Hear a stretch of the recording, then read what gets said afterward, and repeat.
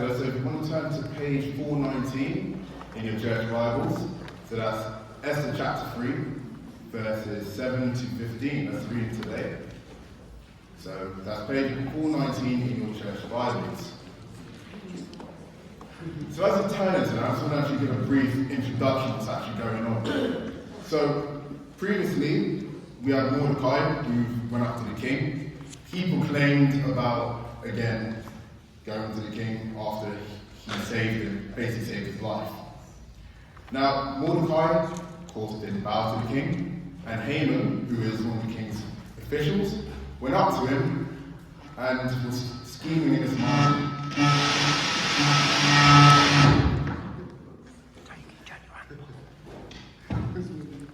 Sorry about that.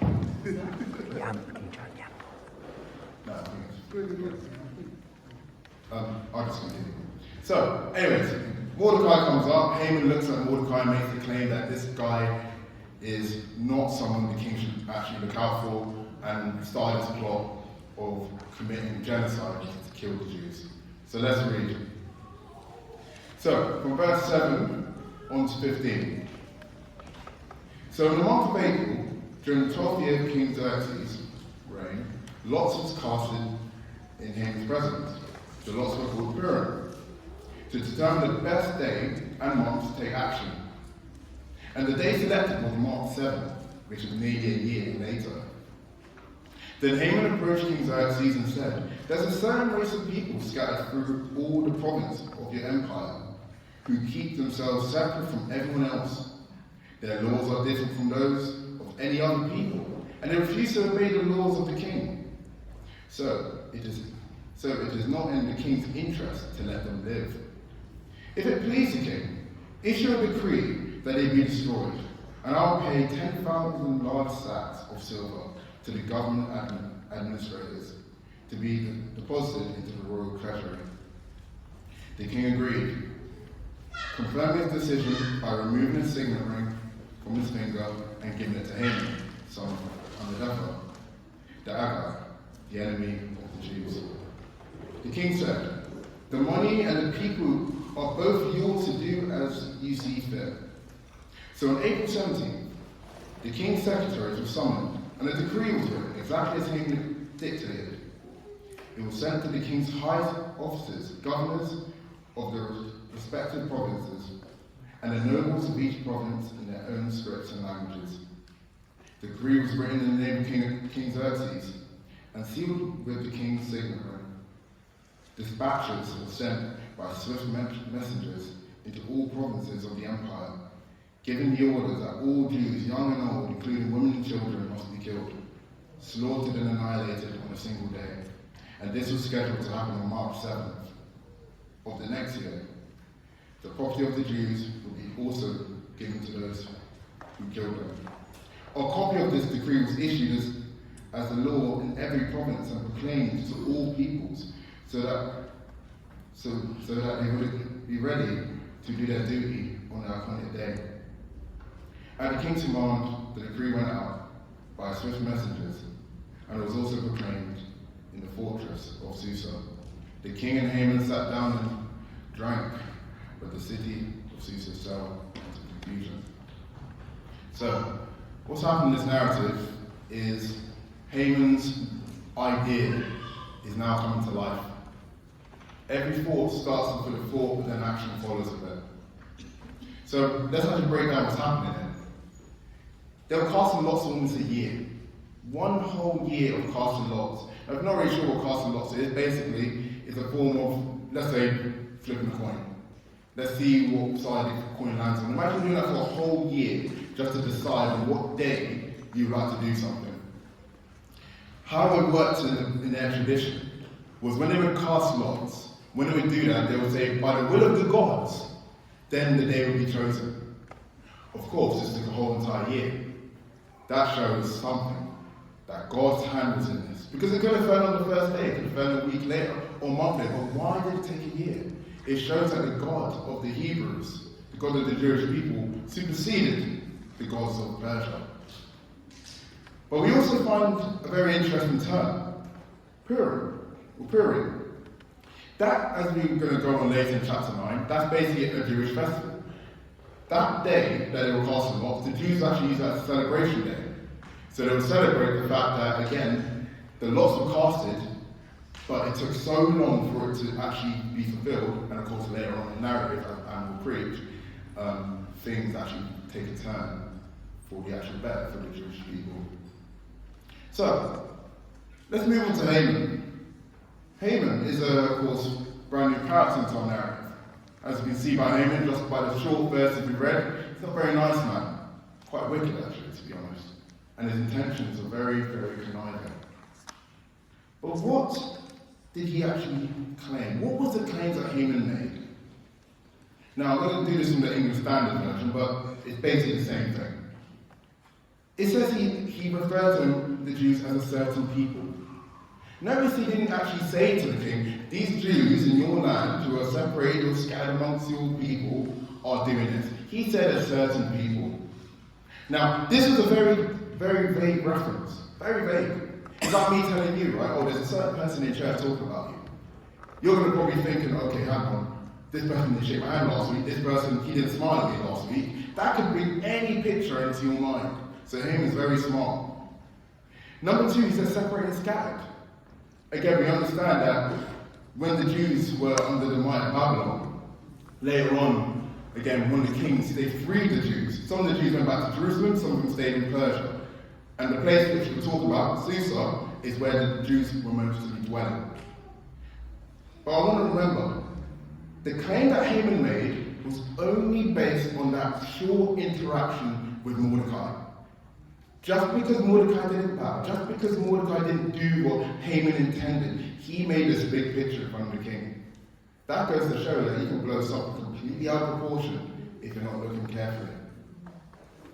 So as I digress, separated and scattered. Imagine the king, right? It's your nation. These people are not even your people. They're all over the place. They're scattered everywhere. That's going to give an idea of these guys are going to take over. These guys could even overthrow our culture. And to throw even more proportion, the king says they don't even keep your laws. Haman says to the king, they don't even keep your laws. They're separate from your people. They're not like us. They're coming here, separated and scattered. You know, they don't keep your laws. That shows that that's a rebellion. That shows it's a direct attack on the Jewish people. Painting a picture that was never really the case. Because if they were causing that much problem, don't you think the king would have sorted them out a long time ago? If it was such a problem, don't you think the king would have, decreed that this would have happened a long time ago? But he didn't. Well, of course, one reason the king's personality as well didn't help, but it goes to show that Haman's claims were a false claim to the throne. And finally, we got the real intention of Haman. The solution to this massive problem that can run out of proportion. Destroy them. Get rid of them. And this is not something which came out of, again, impulsiveness. It didn't come out of the sense of, okay, maybe one day Haman woke up and said, you know what, the Jews, I don't like them, I want them dead. This was more strategic. In 522 BCE, there was a situation in the Persian kingdom.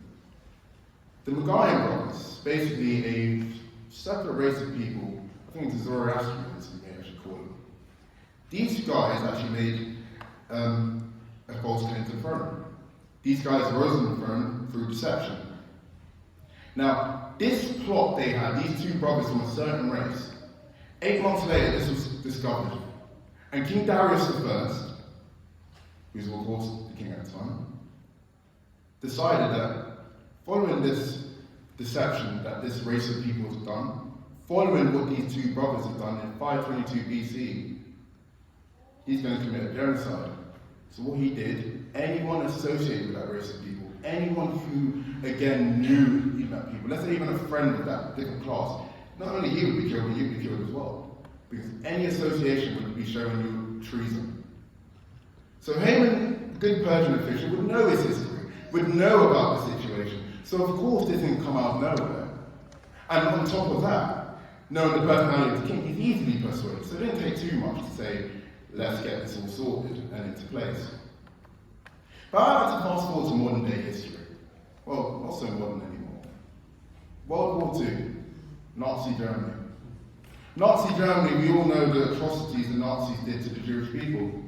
We all know that it all started in 1936. You know, there was very anti-Semitism going on, hatred towards the Jewish people, and looking down on some people because of their race. And because of that, the Nazi Party, of course being on the people's side, decided, yes, we can solve the issue of the Jews. We can solve the issue with the intention of race purification. We know the whole story. But what's fascinating in that, actually, is the gradual increase in persecution. It started with articles. The number of articles, if you look at it in history. It started with little articles like that, little tiny laws to really restrict them. That they couldn't marry anyone who wasn't a Jew. They had to live in ghettos. They had to wear a star on their chest. And they were basically treated less than second-class citizens.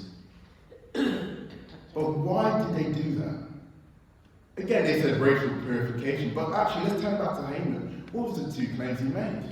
He made two claims. These people are everywhere. These are guys are a problem. Not only they're everywhere, right, but they're mixing with our people. They're ruining our culture, they're ruining our infrastructure.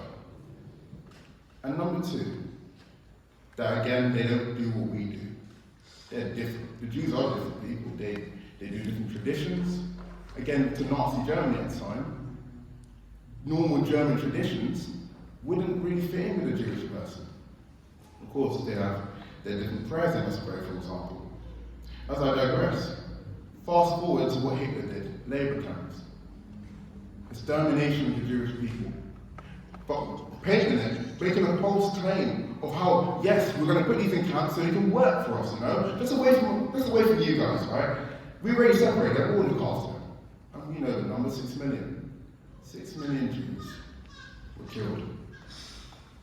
And with that picture of Hitler, what he did, we can look at Haman and look even genocides in the past. Many other genocides that came in the future.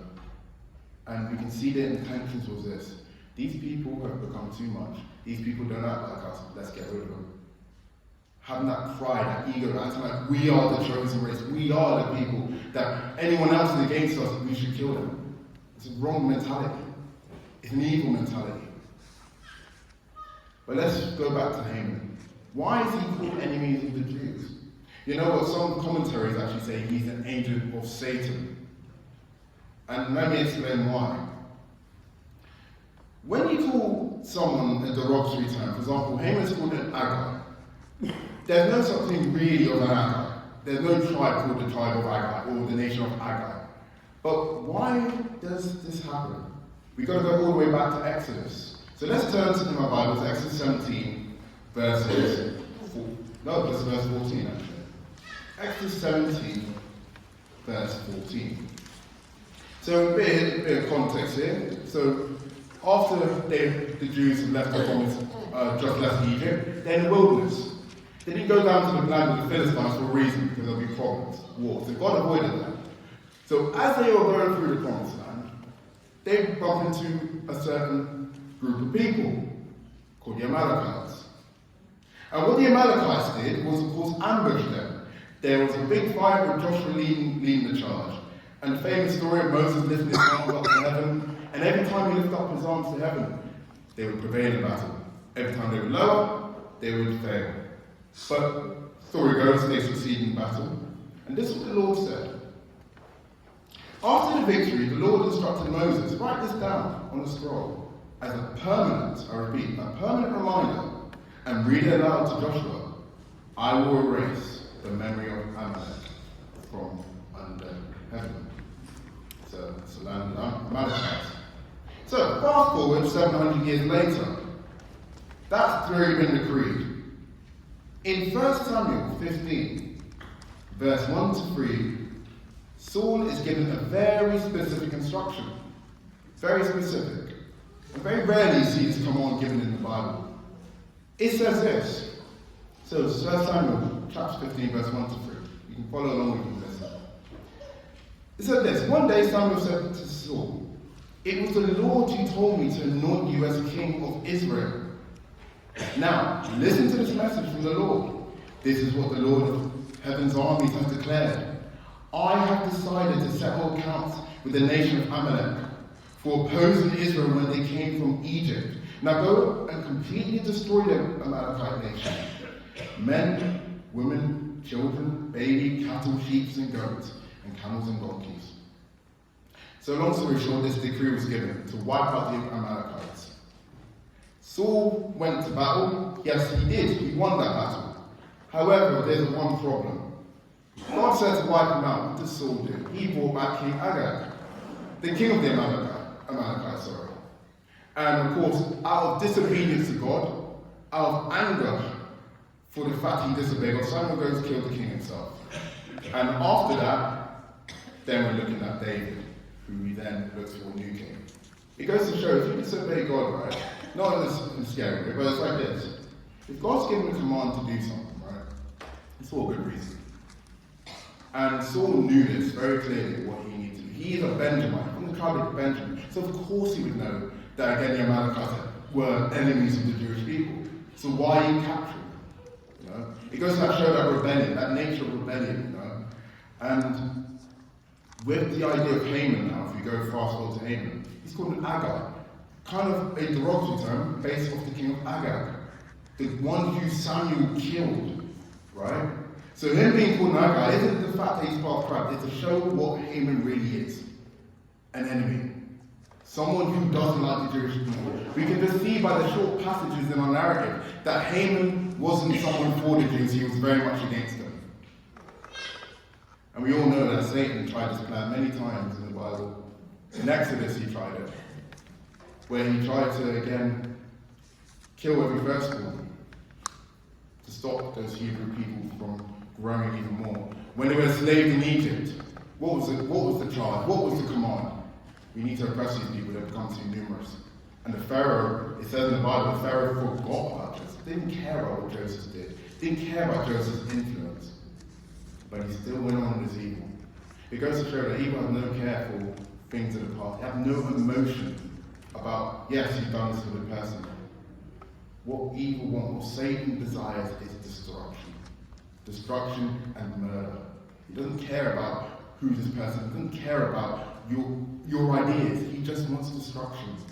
And he will use any means necessary to do it. So let's go back to Esther. Just to actually put some perspective how much money Haman actually promised to the king. One talent, or one weight of silver, would be equivalent, now don't quote me on this, but it's from where I got from, about $50 million in today's money. If you look at the weight, again I'll show you the charts after, it's a lot of money. And this is the desperation of Haman. Haman really says, look, I'm doing everything. He's not only slandered these people, he's not only painted a picture which is wrong, he's now using money to bribe. Who was also bribed with silver? Judas of Iscariot. He was bribed with a bit of silver. Not as much of that, but he was bribed with only 50 coins of silver. So, moving on. That's the desperation of Haman. But the things that don't fall on Haman alone. Because we've got King Xerxes. I mean, who is King Xerxes? We've read about him a couple of times. He, again, set up a little beauty contest in chapter 1 to pick his lovely new queen, who he picked as Esther. But I want to show you some qualities of him. Just by reading that, he shows the king that lacks authority. He has no sense of authority. If it was really down to him, why would he let his little official do all the talking? Why was he so easily persuaded? If you have authority, and I'm going to say this, if you're in a position of authority, the main thing which actually points out is how well you uphold your integrity. Are you easily swayed by people's opinions? Are you easily want to give your authority to delegate to other people to do your dirty work? Because a real leader doesn't delegate, but actually gets down on the mud and gets things going.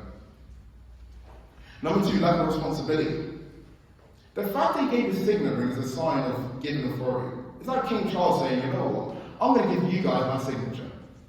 You can sign any document, I'm not going to look at it, you can sign anything you like, and it's all in my name. That's what King Xerxes did. He gave that ring, a signet ring, A ring which of course had a stamp of approval, probably a face, probably an inscription, and gave it to Haman. I bet he didn't even read the decree that Haman even wrote down. But yeah, lack of authority, lack of responsibility, and also, not lack, but easily swayed. Earlier in the chapter, when they were picking out their queens, picking out who was the most attractive one or the most fitting one for the king, that wasn't his idea anyways. Someone else in his royal courts asked him. Someone else said, "Oh, great king, why don't you do this? Why don't you try this?" And just as amazing King Xerxes is, he listened to them and, of course, picked his wife. And this is no different. So Haman probably saw that and said, "You know what, I can get him off at the door.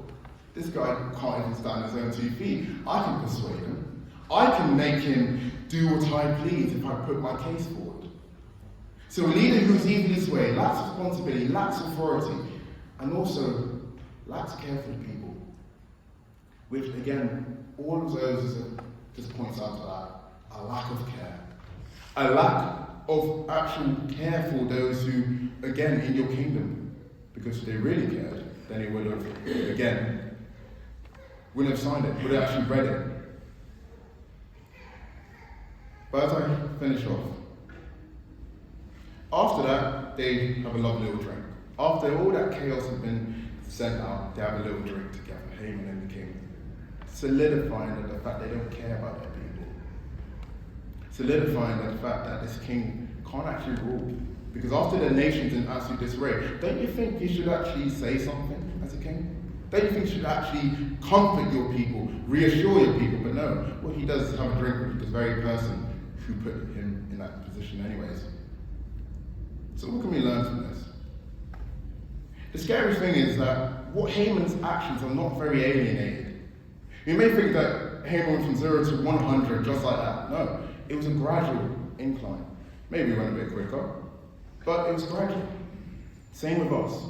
Jesus tells us about the heart, that if you are angry with our brother about a cause, we have already committed murder in the heart. Reason why, Jesus sees the end from the beginning. He sees the bubbling up. He sees that rage in us, right? And sometimes we may look at someone, we may misjudge them, misjudge their character, and have all sorts of slander about them. But I say this, be careful. Because it doesn't take too much for you to get from this point of, oh, you don't really like this person, to absolutely despising this person. So check your heart. You need to know where you are. The Bible tells us to always be aware of our heart. And finally as well, the king gave an order. Actually, I'm going to say the king because it's his kingdom, it's his authority. The king gave an order to go bring death to people. Our king gives authority to bring life to those in a dark place. Our king tells us to go out into the kingdom, proclaim the good news. That's what our king does. And the qualities of our king, we should also reflect in our character. Going back to the heart of Jesus should be our heart as well. The heart of service, the heart of love, the heart of going out to the dark places and reaching out those who are lost. And to bring life to all those who are in death. To be a light in somebody's life. I want to end with a psalm. With Psalm 146, verse 1. You can turn to it as well. So not 146, Psalm 46, I should say. So Psalm 46, verse 1.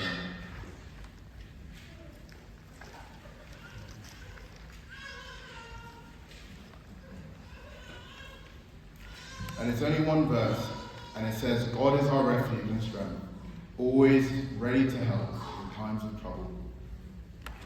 The persecution of God's people is not always just history, it happens to this day. And the thing we must do is stand on the promise that God is our protector, God is our refuge, God is our helper. And as we find out later on, find out what Mordecai did in response to this. And I just leave you with this. Be a light to someone. And don't be worried about what Satan will do. Satan is a defeated foe. His time is very short. So go out and be a light, even if darkness tries to press you, because the darkness cannot overcome the light. And the Lord is with you everywhere you go. So let's sing our final song.